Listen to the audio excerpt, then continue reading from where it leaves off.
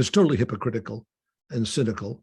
Putin himself relies on far-right nationalist elements. He deliberately evokes the heritage, which is fairly miserable, of the Russian Orthodox Church, the Tsar, the Black Hundreds.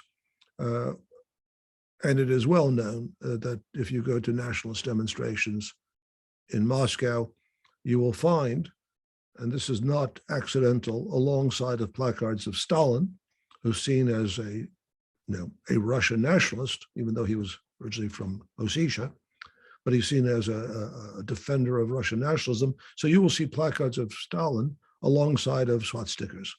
This is not unusual.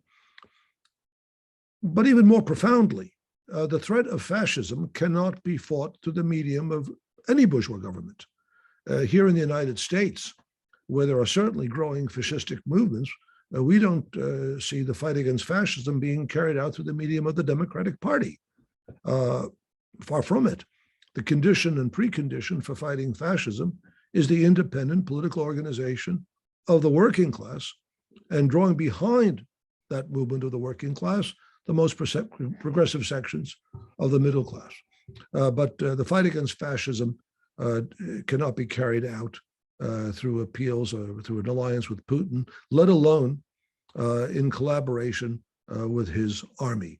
This is not has nothing to do with socialist principles, socialist tactics, and we reject it entirely.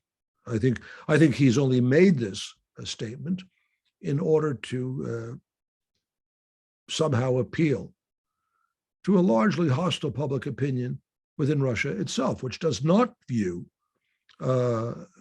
this invasion.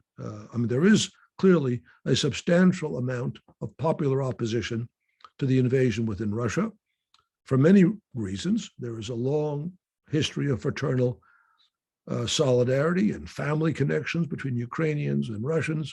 A large portion of the Ukrainian population is bilingual. They have very close personal friendships, family relations. And so this is not a popular war. I recall once, in fact, having a discussion in Kiev, which there were workers from Donetsk who came to Kiev to meet with me. And one of the workers said, just in a somewhat jocular tone, but speaking against nationalism, said, look, we're all Slavs, we're all socialists, we should be fighting together. At that time in 1991, one did not really encounter any serious national sentiment within the working class. I hardly remember it even coming up in discussions. So there is opposition to this, and the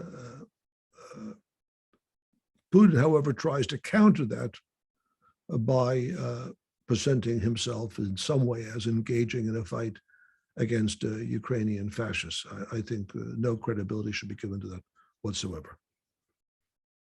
They will be strengthened by his invasion.